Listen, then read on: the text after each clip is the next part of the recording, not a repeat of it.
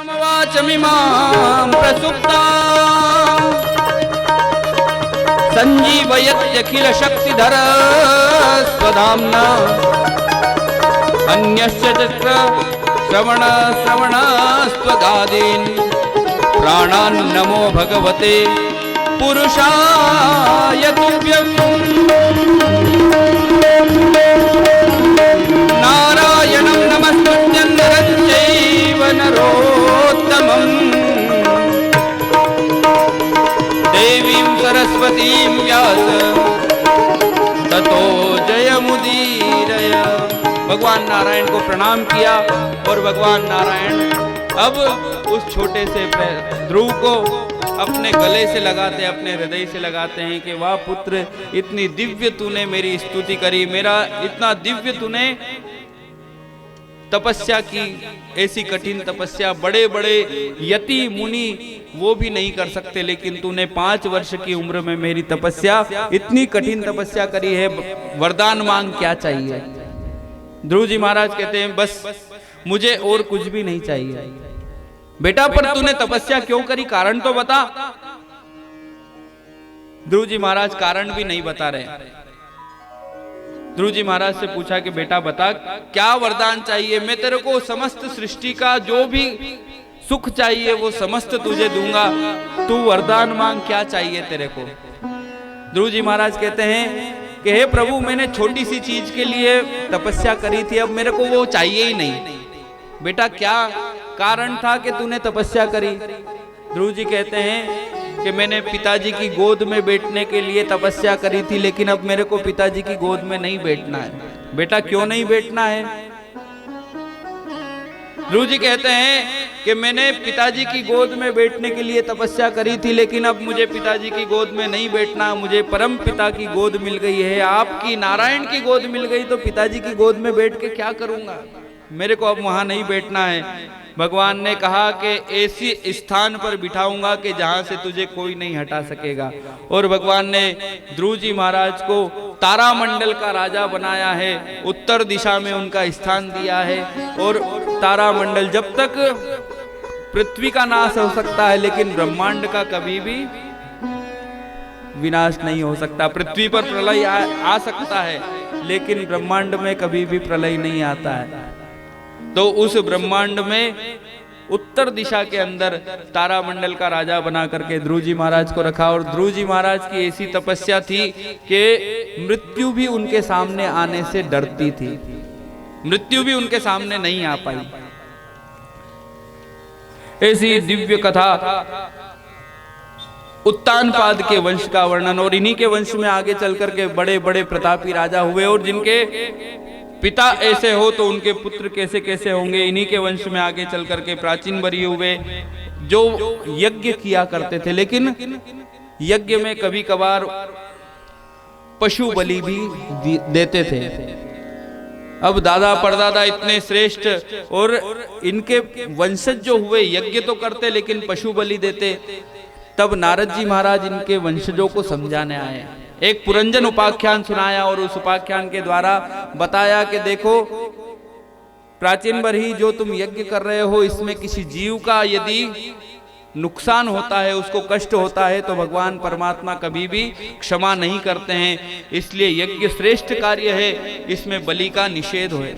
बलि सिर्फ आज के समय में भी जो लोग देते हैं वो सिर्फ अपनी जिह्वा के लिए देते हैं। कभी भी परमात्मा, कभी भी भगवान ये नहीं कहता कि तुम मेरे सामने आकर के मेरे ही जगत के किसी जीव का मेरे ही सामने तुम प्रहार करके उसको समाप्त करो और मेरे को प्रसन्न करो। सोचिए, जगत का जगदीश्वर, जब पूरा जगत उसका है तो जीव भी तो उसी के होंगे, और जब उसी के सामने उसी के जीव को यदि कष्ट पहुंचाएंगे तो वो जगदीश्वर प्रसन्न होगा कि दुखी होगा। इसलिए जो प्रथाएं चली है उनको कुप्रथाएं, ये प्रथा नहीं है। बलि के बारे में बताया गया है, प्राचीन बरही को पुरंजन उपाख्यान सुनाया और उपाख्यान सुना करके कहा कि देख प्राचीन बरही, तूने यज्ञ तो किए हैं, उससे पुण्य एकत्रित हुआ है, लेकिन यज्ञ में पशु बलि दी है। ऊपर की तरफ देख, जितने पशुओं की तूने बलि दी है वो सभी ऊपर जीभ लपलपा रहे हैं। जब तू यहाँ से ऊपर जाएगा तो वो सब तेरे को नोच नोच करके खाएंगे। और ये उपाख्यान सुना करके प्राचीन बरही को पुनः यज्ञ में पशु बलि का निषेध करवा करके उसका प्रायश्चित करवाया। और ऐसे ही आगे चल करके दिव्य उपदेश दिए नारद जी महाराज ने। उत्तानपाद के वंश का वर्णन सुना हमने, प्रियव्रत का वंश वर्णन भी, दूसरे पुत्र जो है उनका वंश वर्णन सुनाते हैं। राजा परीक्षित कहते हैं कि इनके वंश में ऋषभदेव जी महाराज हुए और बड़े ही श्रेष्ठ प्रतापी इनके 100 पुत्र थे, जिनमें एक थे भरत जी। भरत जी इतने प्रतापी हुए, इतने श्रेष्ठ हुए कि उन्होंने अपने जीवन भर सिर्फ और सिर्फ सत्कार्य ही किए। एक भी ऐसा कोई कार्य नहीं कि जिसके कारण उनका मोक्ष का मार्ग रुक जाए, मोक्ष उनको मिलेगा, ऐसा ही सारा कार्य किया। सभी को प्रसन्न रखा, किसी को भी दुखी नहीं रखा। अब ऐसे जीवन भर वो करते रहे। अंतिम क्षण उनका आया तो अंतिम क्षण में क्या हुआ कि एक हिरण से उनकी आसक्ति हो गई। जंगल में बैठे हुए थे सरोवर के किनारे, अब एक शेर दौड़ा दौड़ा आ रहा था, उसके आगे गर्भवती हिरनी थी। वो डर के मारे जब भाग रही थी शेर की आवाज सुन करके, तो सरोवर को पार करने का विचार बनाया और सरोवर पार तो खुद तो हो गई, लेकिन उसका गर्भ जल में ही रह गया। गर्भ जल में गिरने से भरत जी महाराज इस दृश्य को देख रहे थे, तो तुरंत देख करके उस जीव को बचाने के लिए भरत जी महाराज जल में उतरे, उस हिरण को बचाया, घर पर लाए, दूध इत्यादि पिलाया, उसकी खूब सेवा करी और ऐसी सेवा करी कि उनके मन में आसक्ति हो गई। अब जितना समय भजन कीर्तन करते थे वो समय तो सब ऐसे ही चला जाता, सारी उस हिरण की सेवा करने में। अब जीव सेवा भी श्रेष्ठ कार्य है, लेकिन परमात्मा के मार्ग में वो बाधा बनी और भरत जी महाराज को उस हिरण में ऐसी आसक्ति हुई कि मरते समय उनके मन में उस हिरण के बारे में विचार आया, तो उनकी गति हिरण की हो गई।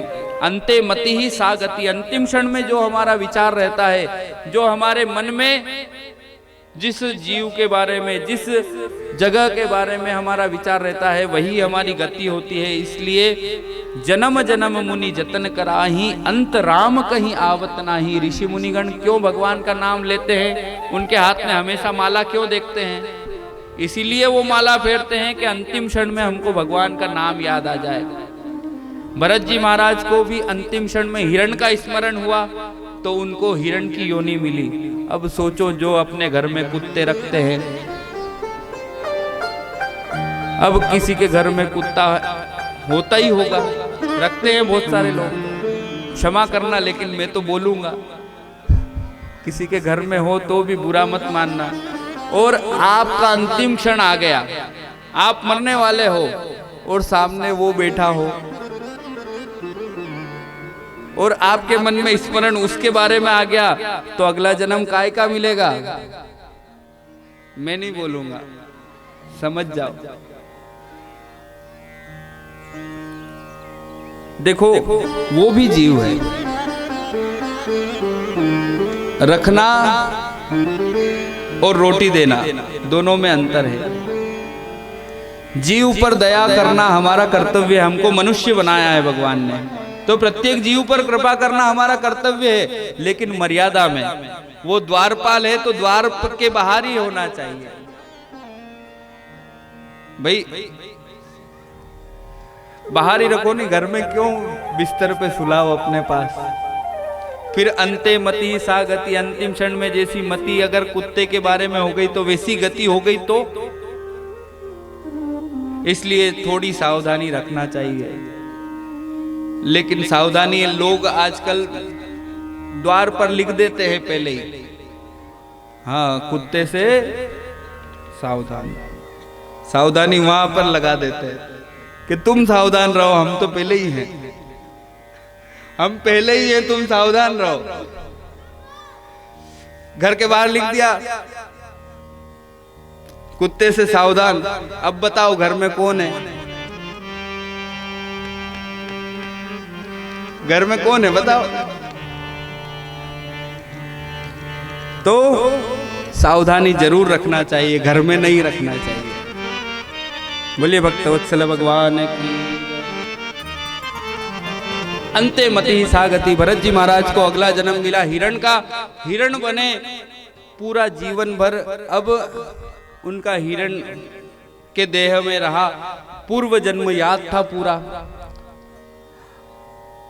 भगवान ने कृपा करी, हिरण का देह भी छूटा और अगला जन्म पुनः मनुष्य का मिला। मनुष्य का मिला तो अब की बार नाम रखा गया जड़ भरत।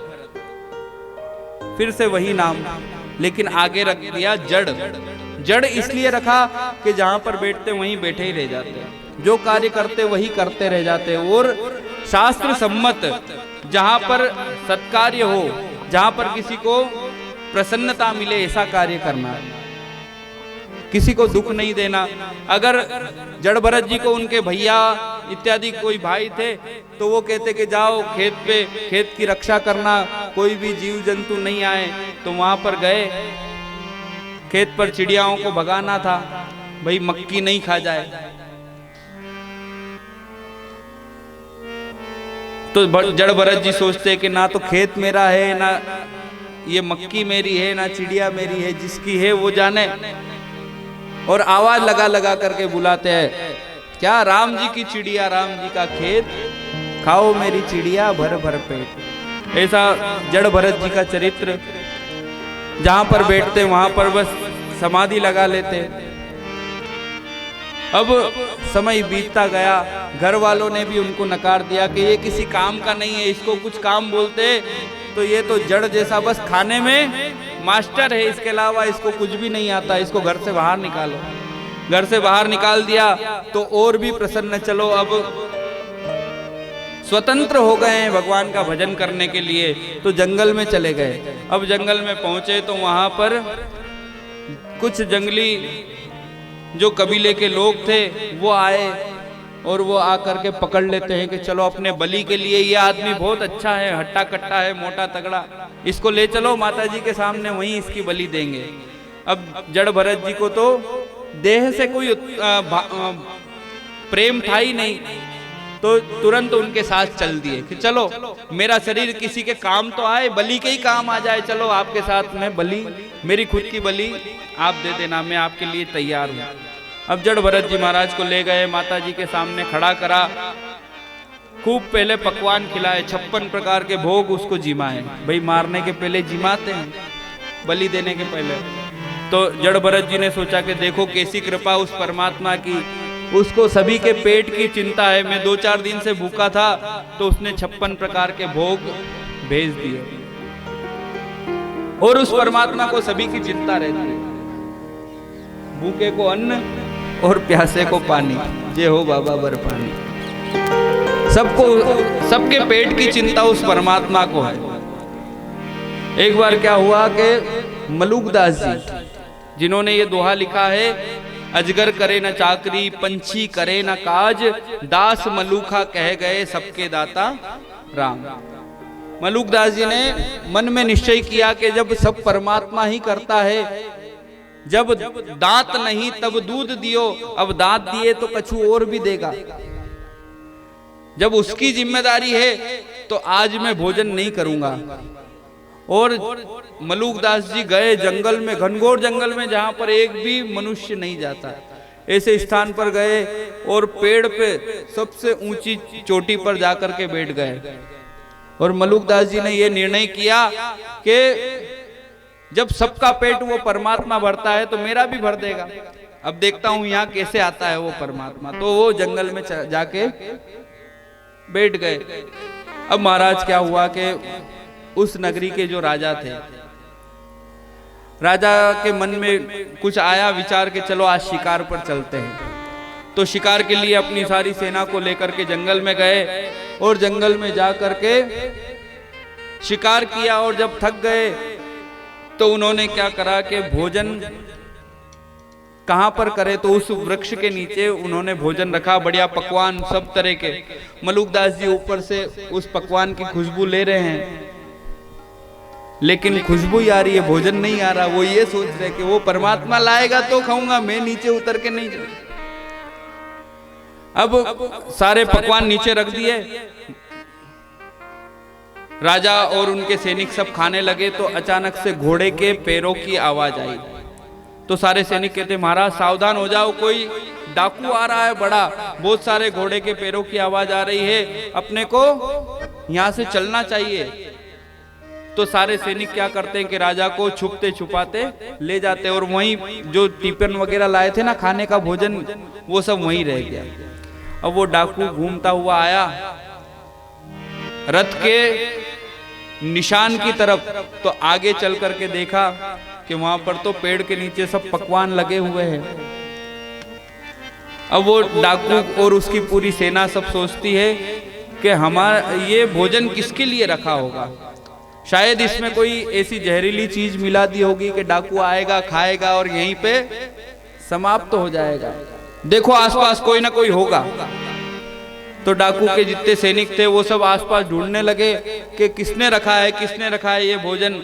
अब ढूंढते ढूंढते एक की नजर गई ऊपर पेड़ पे। पेड़ पे देखा तो महात्मा जी बैठे हुए, नीचे उतारा के नीचे उतरो। अब महात्मा जी डर से नीचे उतर गए, बोले कि ये भोजन किसने रखा। बोले कि एक राजा आया था, वो यहाँ पे भोजन कर रहा था और अचानक से भोजन बिना करे ही निकल गए, तो इसमें कुछ मिला हुआ है क्या, हमको मारने के लिए किसी ने जहर तो नहीं मिलाया है। बोले कि मेरे को नहीं पता महाराज, तुम यहाँ कितने समय से हो। बोले मैं तो सुबह से हूँ, तेरे को पता होगा, कुछ न कुछ मिलाया है इसमें। बोले कि मेरे को नहीं पता, चल खा के बता। बोले कि मेरी तो सौगंध है आज मैं भोजन नहीं करूंगा, परमात्मा आके ही भोजन करवाएंगे। बोले कि ये तेरी सौगंध वोगंध सब अलग, पहले ये भोजन करो नहीं तो। अब मलुकदास जी सोचने लगे वाह परमात्मा कैसी तेरी लीला है, मैं अपने से नहीं खा रहा हूं तो तू मार के खिला रहा है, डंडे की नोक पर मेरे को खाना पड़ रहा है। तो परमात्मा जब जिसको जो देना रहता है वो दे ही देता है। भोजन उसके भरोसे, जब दांत नहीं थे तो उसने हमको दूध की व्यवस्था कर दी, अब दांत दिए हैं तो और भी कोई व्यवस्था उसको ही करना है, उसके भरोसे ही अपने को रहना चाहिए। जड़ भरत जी ने भी सोच लिया कि चलो मरने से पहले इतने सारे 56 प्रकार के भोग मेरे सामने हैं, तो ये शरीर मरेगा, मैं थोड़ी ना मरूंगा। उन्होंने सारा पकवान खाया और खड़े हो गए। अब बढ़िया तेल सिंदूर लगाया और वो कबीले का सरदार आया, सरदार आकर के तलवार गर्दन पर रखता है। अब जगत जननी सोचती है कि मेरे सामने मेरे भोले भगत का कोई वध कर दे, तो ये माता सहन नहीं कर पाई और माता ने तुरंत ही रूप धारण किया और सारे कबीले के जितने भी लोग थे उनको भगा दिया और जड़ भरत जी महाराज को वहां से पुनः अपने उन कैद से मुक्त करके पुनः भिजवा दिया। और ऐसी भद्रकाली माँ को हम सभी लोग प्रणाम करते हैं, जो सब जगत की जननी है। जगत की जननी को हम सभी लोग प्रणाम करते हैं और उस जननी के सामने जगत के ही कोई जीव का कोई वध करे, ये वो जननी सहन नहीं कर पाती है। तो ऐसी जगत जननी को प्रणाम करते हैं, आगे बढ़ते हैं। जड़ भरत जी महाराज उसी जंगल में रहने लगे। कुछ समय और बीता तो एक राजा रहुगण नाम का राजा अब पालकी में बैठ करके ज्ञान प्राप्त करने जा रहा था। उसके 4 कहार थे, जो एक बीमार पड़ गया तो राजा ने कहा कि मैं पैदल नहीं चलूंगा, जाओ किसी को ढूंढ के लाओ पालकी चलाने के लिए। तो 3 कहार जड़ भरत को पकड़ करके ले जाते हैं कि चल भैया हमारे राजा की पालकी उठाना है, तू उठा लेगा क्या। जड़ भरत कहते हैं किसी के काम आऊं तो ही तो शरीर काम का, इसलिए मैं उठा लूंगा, चलो। जड़ भरत पहुंच गए पालकी उठाने के लिए, लेकिन उनका एक स्वभाव और था कि भाई मेरे द्वारा किसी जीव को कष्ट नहीं होना चाहिए। तो नीचे देख करके चलते थे, कोई कीड़ा, कोई कीड़े नहीं आ जाए, पाँव में कीड़ा मकोड़ा नहीं आ जाए, तो वो कहीं पर भी ऐसा दृश्य होता तो वो उछल करके आगे बढ़ जाते हैं। और जैसे ही उछलते तो जो राहुगण राजा बैठा हुआ था उसको पालकी में लगती ऊपर, तो उसको क्रोध आया, अरे भैया कौन है जो उछल उछल के चल रहा है, इसके कारण मेरे को बार बार लग रही है। तीसरी बार फिर ऐसा हुआ तो वो राजा नीचे उतरा, तलवार निकाली और जड़ भरत के गर्दन पर रख दिया। अरे तेरे को मरने से डर नहीं लगता, बार बार तेरे को चेतावनी दे रहा हूं कि ऐसे मत चल, लेकिन फिर भी तू सुनता नहीं, तेरे को मरने से डर नहीं लगता। तो राजा रहुगण से भरत जी महाराज कहते हैं कि राजा आप किसको मारने की बात कर रहे हो, ये शरीर मरेगा, आत्मा कभी भी नहीं मरती है, मारना है तो इस शरीर को मार दो, मैं तो कभी भी नहीं मरूंगा और मैं आत्मा हूं।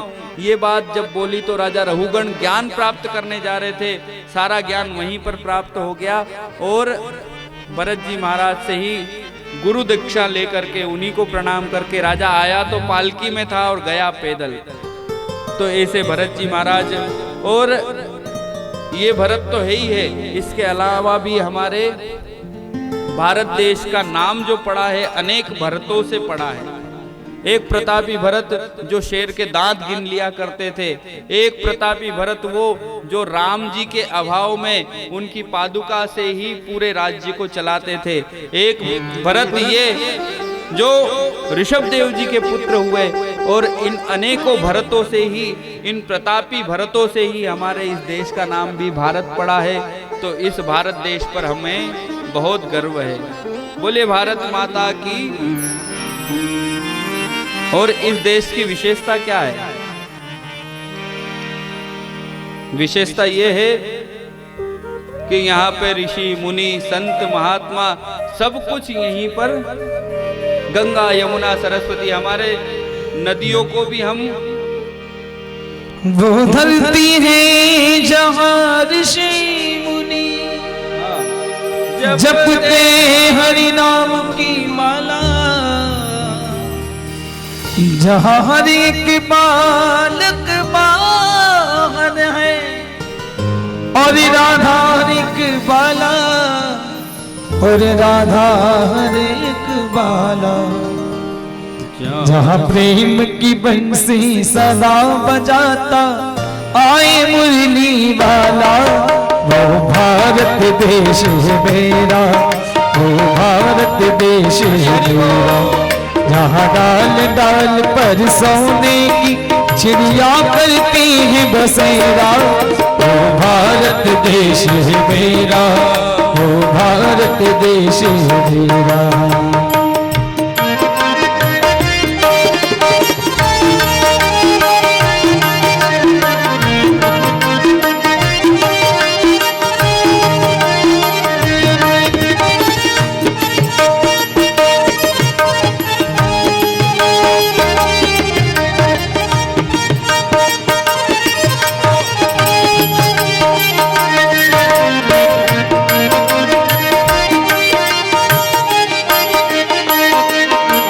अलबेलों की इस धरती पर त्योहार भी है अलबेले,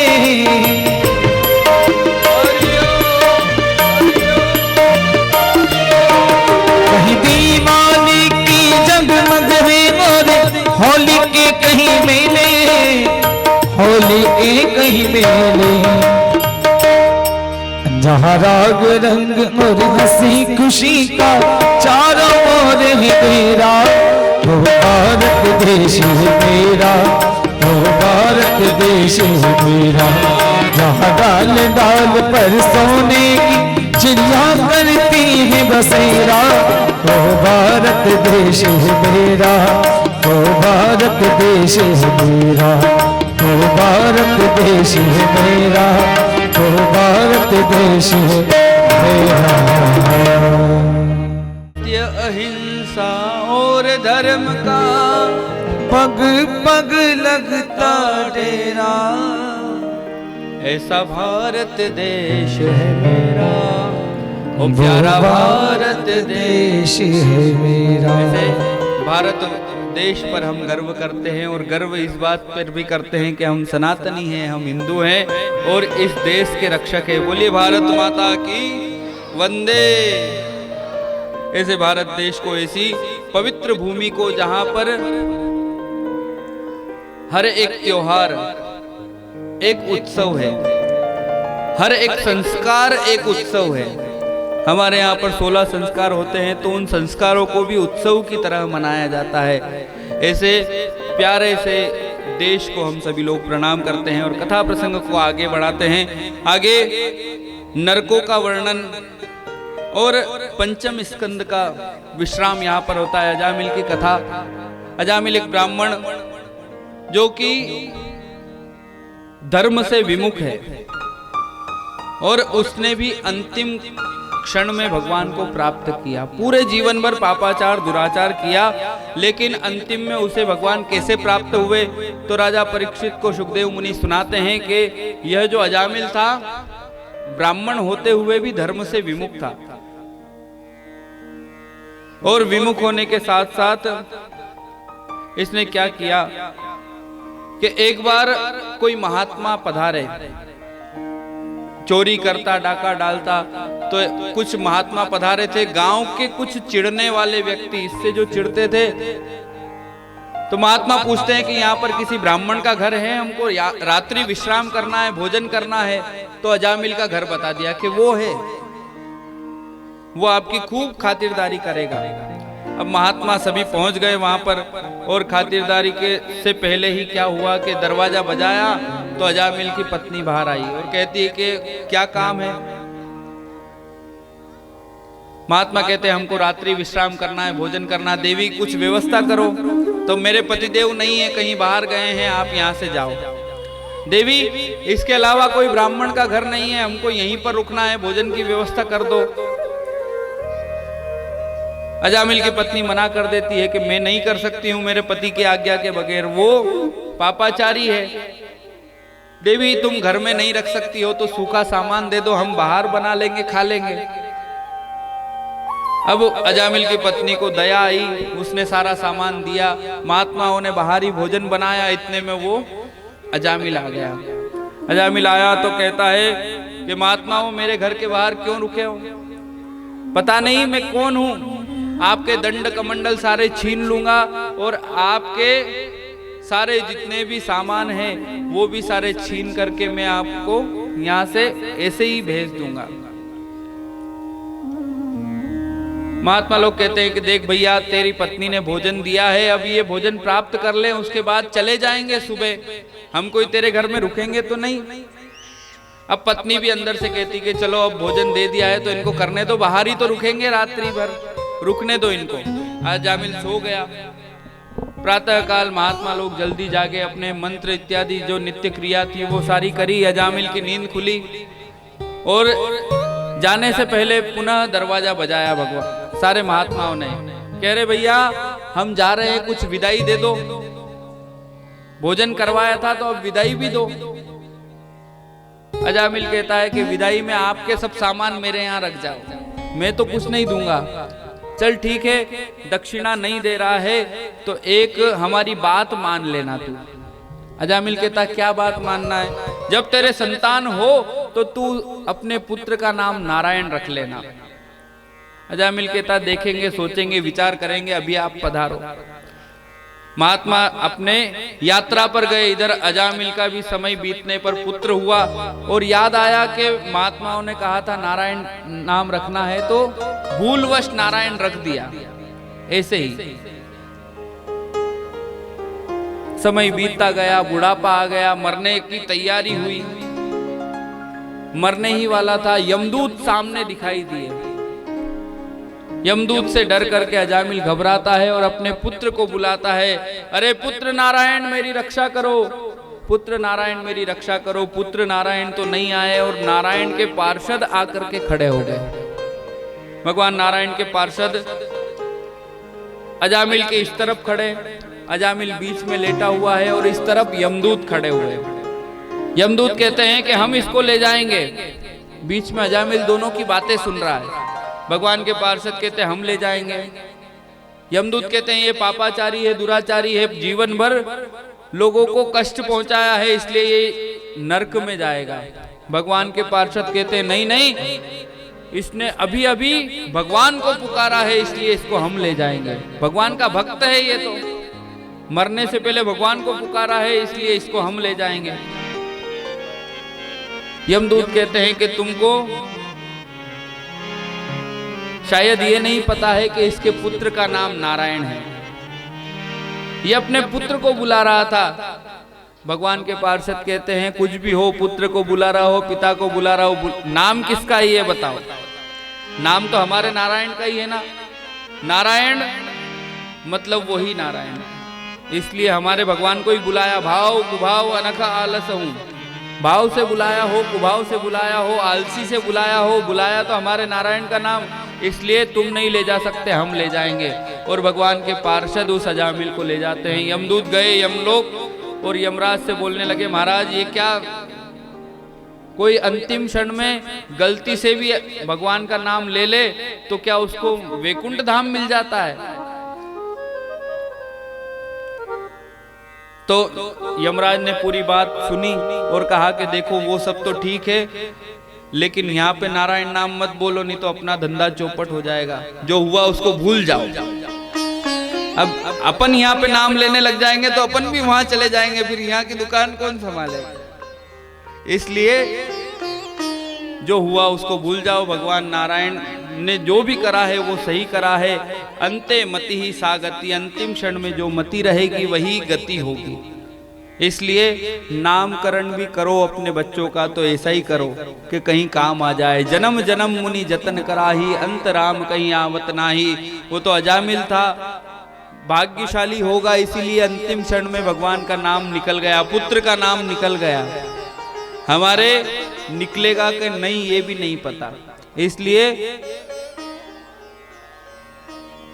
भगवान के नाम को हमको जपना चाहिए। 3 समय ऐसे होते हैं, अगर उस समय हम भगवान का नाम लेते हैं ना तो पूरे दिन भर भगवान के नाम जपने का हमको फल प्राप्त हो जाता है। वो 3 समय संधि समय है। एक तो प्रातः काल जब सूर्य उदय हो तब, फिर दिन में 12 बजे, और एक शाम के समय जब सूर्य अस्त हो जाए और तारे निकलने लग जाए, जब अपन संध्या दिया बत्ती का टाइम बोलते कि नहीं, वही।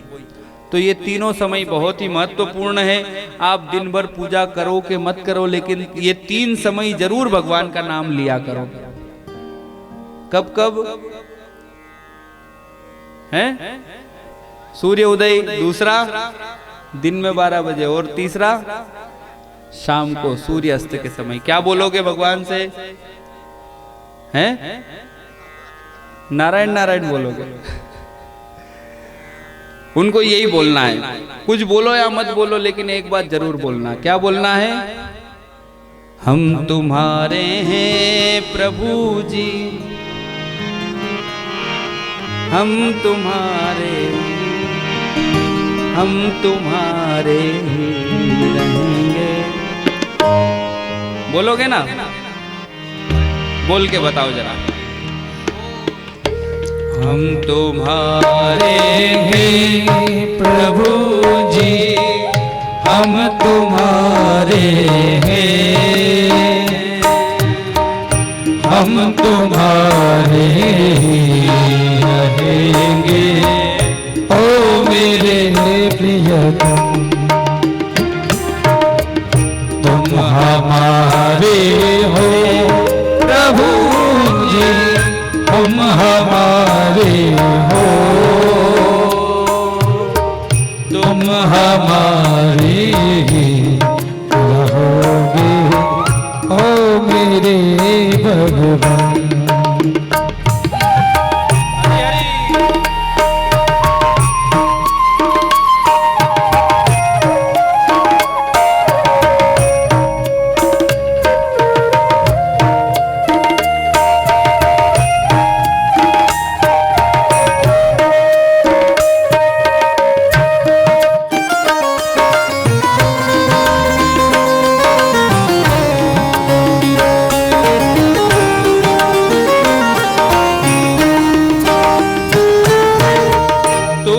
छोड़ सुन नंद दुलारे,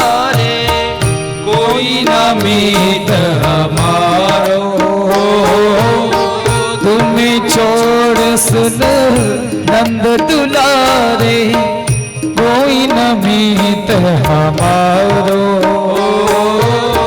तुम्हें छोड़ सुन नंद दुलारे, कोई न मीत हमारो। हो किसके द्वारे जाए पुकारो, और न कोई सहारो। अब तो आके बाह पकड़ लो, ओ मेरे प्रियतम। हम तुम्हारे थे प्रभु जी, तुम हमारे हो। हम तुम्हारे ही रहेंगे, ओ मेरे भगवान। हम तुम्हारे थे प्रभु जी, तुम हमारे हो। हम तुम्हारे ओ मेरे भगवान।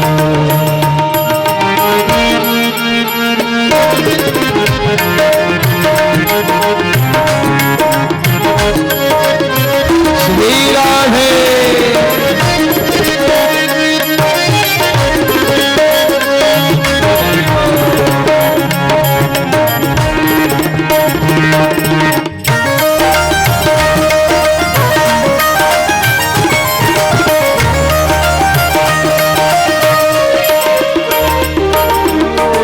तेरे कारण सब जग छोड़ा, तुझ संग नाता जोड़ा। तेरे कारण सब जग छोड़ा, तुमसे नाता जोड़ा। तेरे कारण सब जग छोड़ा, तुझ संग नाता जोड़ा। किसने जोड़ा है? तेरे कारण सब जग छोड़ा, तुझसे नाता जोड़ा। एक बार प्रभु बस ये कह दो, तू मेरा मैं तेरा। ओ एक बार प्रभु बस ये कह दो, तू मेरा मैं तेरा।